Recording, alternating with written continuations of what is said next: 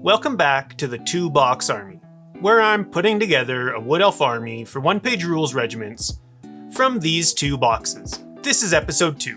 After showcasing the first units, these Forest Watch, in the first episode, I figured I'd show more of the plans for this box of Elf infantry. As far as infantry, I've got 2 units of 5 Forest Watch, 2 units of 10 longbow-wielding Glade Guardians, and 2 Grove Champion Leaders.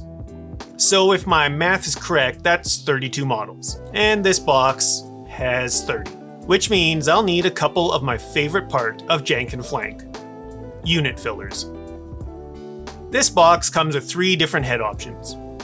But for these Wood Elves, the helmeted head was out, leaving 2, hooded and unhooded. Having just built all my Forest Watch with the hooded heads, I decided to leave these elves open to the air.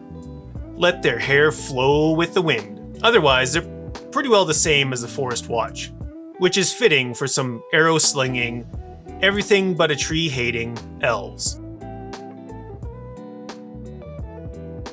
Like I'd done with a Skeleton Warrior banner bearer for my undead army, I figured banners would make fun and interesting unit fillers. One of the great things with using the thin bases that come in the box is you can find polystyrene card to match the thickness. So I hacked a couple of 25mm by 75mm rectangles out of the card and glued these badass banner-bearing angry forest dwellers to the middle.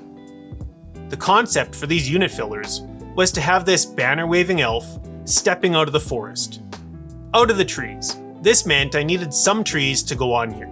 I didn't want to purchase anything, as that felt like it was against the idea of this 2-box army project. So I could maybe try sculpting trees, but again, I didn't have any putty on hand. Then I remembered my friend Lex sculpting trees out of hot glue, glue gun and hot glue.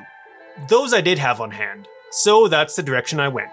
Just like most sculpting, I needed some sort of substructure, something to create the basic form I was going for. I hacked up some dollar store picture hanging wire into pieces a little longer than I'd need for the roots and tree combined. After picking up enough pieces to make a solid trunk, I wrapped one of the wires around the others, beginning an inch or so up, more or less creating the trunk, then roughly twisted bunches of 2 to 3 wires together to create roots and branches, bending them into interesting shapes. I really had no idea what I was doing, just trying to brute force this stuff into some sort of tree-like shape. I did a lot of dry fitting to ensure the roots and branches wouldn't get in the way and trimmed them as needed. And boom, tree. Well, sort of. Next up, burning my fingers. Well, no, not really. But if you're gonna do this, be careful. Grabbing my trusty dollar store glue gun, I began covering the branches, roots, and trunk with hot glue. Initially, I wasn't concerned with anything other than covering all of the wire. Just getting glue on everything was the goal. All of the real texturing comes later. Once everything was thoroughly coated, I went back in with the end of the glue gun, alternating between melting lines with the tip and kind of smoothing everything over with the side of the hot end. I think a small investment in better equipment would yield significantly improved results.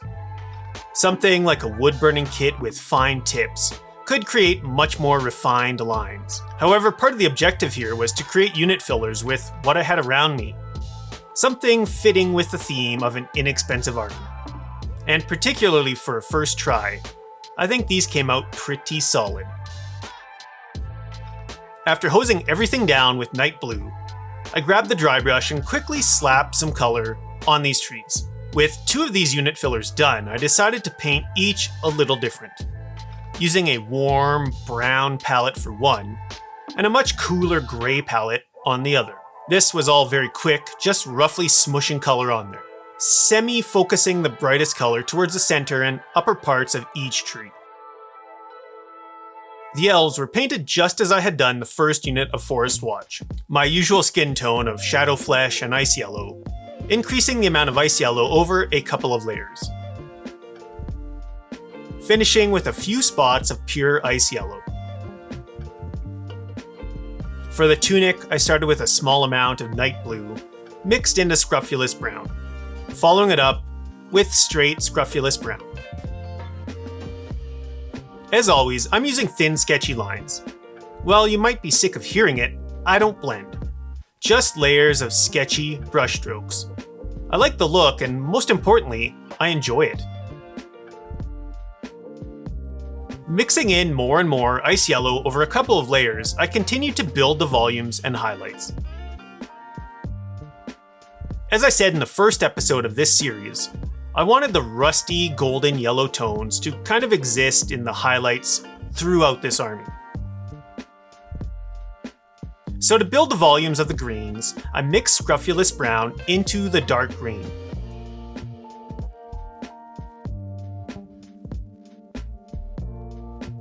Then did the same with the dark browns of the gloves and boots. While painting different materials, I do my best to leave a small amount of the underpainted color showing. In this case, night blue. It helps create some separation between each material, making it a bit more readable. There are other ways of doing this that might work better. Maybe painting in thin lines with very thin paint or ink. But again, this is how I enjoy painting. Your mileage may vary. Wrap up some other details like banner poles and bows, and these angry tree elves were just about done. However, I did need some actual banners. Now, I could certainly freehand a banner like I had with my Skelly army, but I wanted to do something a little different this time. Something maybe a bit spooky, but still trees. So I took to the internet to find some metal album art. Then tossed the images into Photoshop to shift the colors a bit and resize them. Then fired up the 2D printer. Before cutting them out, I painted the backs of each banner green. Painting these backs on the full sheet of paper would keep them from curling up too much. I did want some warping and curling, but in a slightly more controlled way during the sealing process. When the paint was dry, I lined up the section I wanted as the banner and cut it out, being sure to leave enough length at the top for a couple of loops to hold the banner on the pole. I grabbed some matte Mod Podge, liberally applied it to the loops, and glued them around the pole to the back of the banner. Then continued to paint the Mod Podge all over the banner. Mod Podge is a sealant and perfect for this purpose.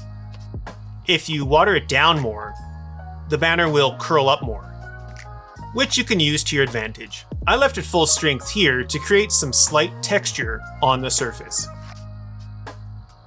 With all these dudes painted up and banners in place, it was time for some basing. Just like with the previous unit of Forest Watch, I grabbed a few tufts and glued them down here and there, then mixed up a wash of natural sienna pigment powder and water, slopping it all over the bases, including the elves' feet, the bottom of the banners, and lower sections of the trees. And with that, I had a couple more units of wood elves. I am pretty happy with how these unit fillers turned out. Unit fillers are definitely one of my favorite aspects of Jank and Flank. They're fun, thematic, with the massive benefit of making kits go a bit further.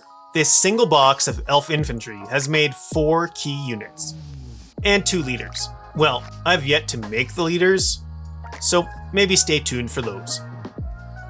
I am really enjoying piecing together inexpensive armies. But I want to hear from you. Are you down with unit fillers and Jank and Flank? Is there something you want to see? Let me know in the comments below. Most importantly though, thanks for watching.